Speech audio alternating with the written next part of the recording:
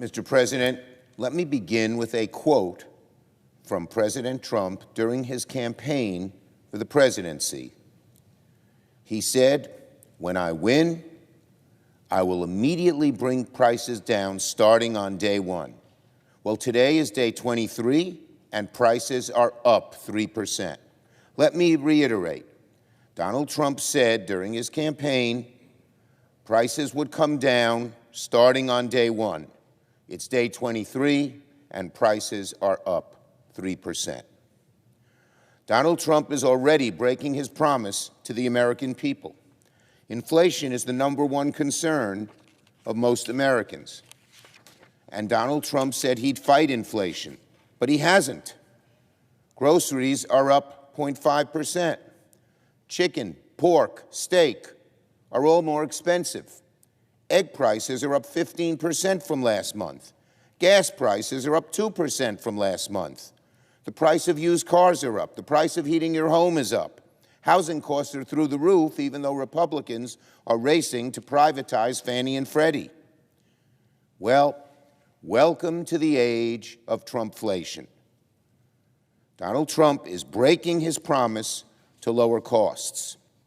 This was the #1 issue in the campaign to most people. And Donald Trump said, starting on day one, prices are going to start coming down. Well, they're up 3%. It's day 20. Welcome again to the age of Trumpflation. Donald Trump knows that he doesn't have real solutions to bringing costs down despite his campaign promises.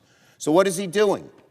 He's distracting and diverting the American people, or trying to, with issues that have nothing to do with bringing prices down. He's distracting and diverting with issues like changing the name of the Gulf of Mexico, talking about changing the chairman of the board of the Kennedy Center, talking about building hotels in Gaza, talking about the Panama Canal, talking about annexing Canada.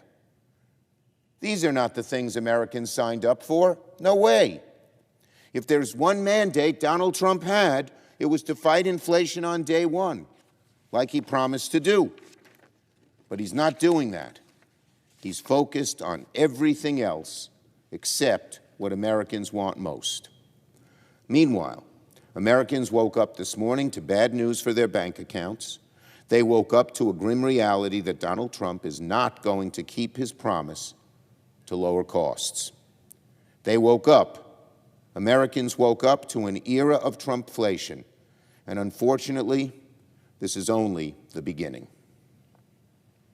On DOGE. We all agree, I've said it many times, that cutting waste in government and increasing efficiency is a good thing. But what DOGE is doing is something else entirely. DOGE is taking a meat axe and attacking vital programs indiscriminately. Of the programs that he cuts, some may be wasteful. Many clearly are not. Cut now, says DOGE, ask questions later.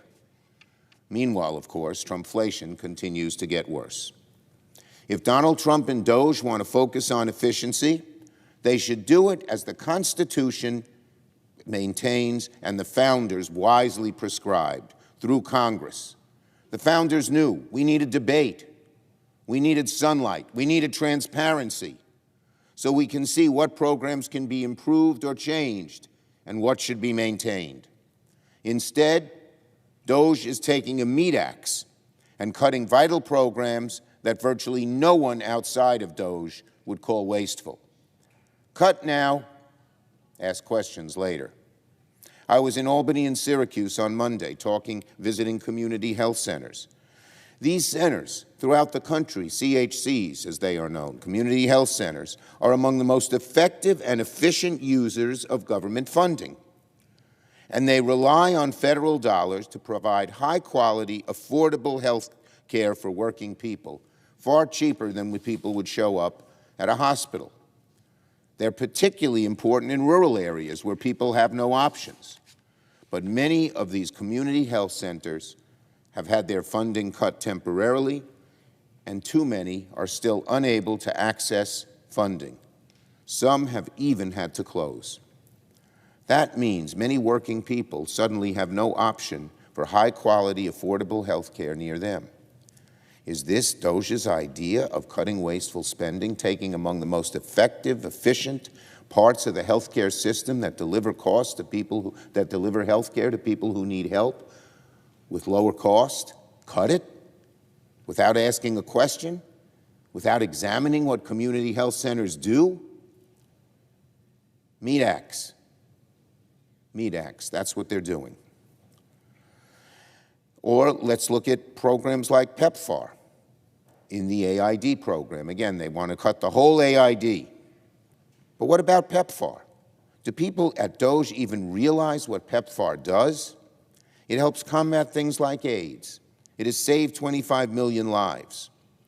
Other programs stop things like Ebola in Central Africa. If Ebola is left unchecked, it could one day spread to America, from Uganda to around the world today. There are flights from Kampala all over the world. So even if you oppose foreign aid on a policy ground, most people believe that PEPFAR and the programs fighting Ebola in Central Africa are effective and cost-effective and make us more secure. God forbid Ebola would spread to the United States. You want to see what government waste looks like? It doesn't look like those two programs. Thanks to DOGE, here's what government waste looks like that DOGE has created. Thanks to DOGE, $500 million in food assistance through USAID is sitting in ports and ships and warehouses unable to move. And so the bottom line is simple. If you want to make cuts, you have sunlight, transparency, debate in Congress. Not lawlessness, not breaking the law because you feel, well, you know more than anybody else. Not by implementing cuts and asking questions later. It's a formula for disaster when you do things like that. These policies will hurt children, they'll hurt seniors, they'll hurt veterans, and so many other of our friends and neighbors. On reconciliation. Today, Senate Republicans' scheme to pass tax cuts for the ultra-rich takes the next important step. Later today, Chairman Graham of the Budget Committee will hold a markup of the Republicans' first reconciliation bill. Republicans claim that their bill will be fully paid for, but that means Republicans are laying the groundwork to gut things like nutrition assistance, funding for nursing homes, student debt support, and to kill clean energy jobs that employ Americans in red and blue states alike. There's been so much focus on how Republicans are going to pass their signature bills. Should it be one bill? Should it be two bills? At the end of the day, talking about process is a sideshow. This one bills, two bills, or 100 bills is meaningless. What they're trying to do is give tax cuts to the very wealthy, further tax cuts to the very wealthy, who are doing just fine. And they're hurting average Americans by cutting programs, again, meat axe, slashing across the board to do it. They could carve up their bill, they could carve up one bill, two bills, five bills, as I said, it doesn't matter. They could carve it up in their agenda however they want. They could change the order of policies they tackle first. But the end game does not change. This is all about clearing the path to cutting taxes for billionaires and making the American people foot the bill. The whole thing, the whole big enterprise is aimed with one goal in mind: tax cuts for the wealthiest Americans, large tax cuts for the wealthiest Americans, who, as I said, they're doing fine. Not as fine as the average American who just saw their inflation go up 3%. Plain and simple, again, what is their plan? Funnel more wealth to the ultra-wealthy while slashing everything else to the bone. Gutting Medicare and Medicaid, yanking school lunches from kids, blocking prescription drug reforms which make drugs cheaper for the average American, cutting funding for cancer research, one of the most popular things we do, cutting research for semiconductor manufacturing, letting China get ahead of us. No matter how they dress it up, no matter what spin they can put on it, Republicans' agenda boils down to this: tax cuts for the wealthy, deep, painful cuts for everybody else.